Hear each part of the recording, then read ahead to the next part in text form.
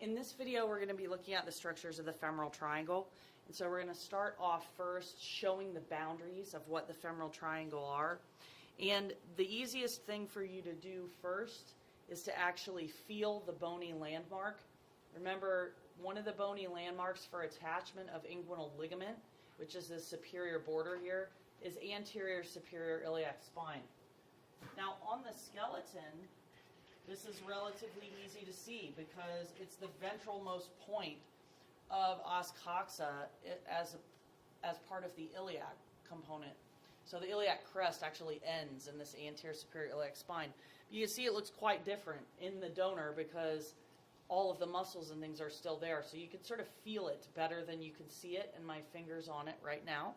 And you can tell that you're getting close to it because this is sartorius. And remember, sartorius takes attachment to that. And so you can see it's kind of leading you up to that point. And this is anterior superior iliac spine. The other medial attachment is actually on pubic tubercle, which is part of the pubis. And so I'm going to lay the forceps right here. And this is where the inguinal ligament would be. So the inguinal ligament is the superior border associated with this triangle. And I'm just going to go ahead and leave those there so that you have a sense of that. Remember, the lateral border is sartorius, and you can see that coming down here obliquely on the thigh. And then the medial border is adductor longus, and that's this muscle right here. So I'll take these scissors and sort of lay them that way. And you can see I've got this roughly constructed triangle. Now, when you're looking in the atlases, this always looks pristine, and there's no fat or any other intervening tissue, and the muscles always look exactly perfect. That's not going to be the case in the donors. But you can see there's three big structures here that are clearly visible inside of this triangle. And the lateralmost one is right here underneath on top of my finger, and this is femoral nerve. So you can see it's this flat structure. It's a sort of yellow color, and it is the closest to sartorius, so that tells you that it's the lateralmost entity. So that's femoral nerve. Right beside that, you have this giant vessel here.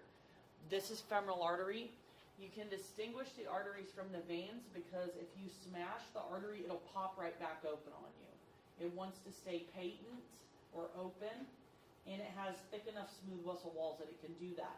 Whereas if you compress the veins, they just stay smashed. They won't pop back open like that. So this is the femoral artery. You can see that it begins to move distally because remember, it's providing all of the arterial blood flow for the entire lower limb.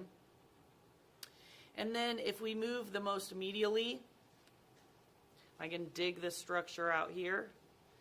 This is the femoral vein. You can see it's much flatter. If I try to compress it, see how my thumb leaves an indentation in it? Can you see that? It won't pop right back open like the artery will. So we've got femoral nerve, the most lateral, femoral artery in the middle, and then femoral vein is the most medial inside this triangle.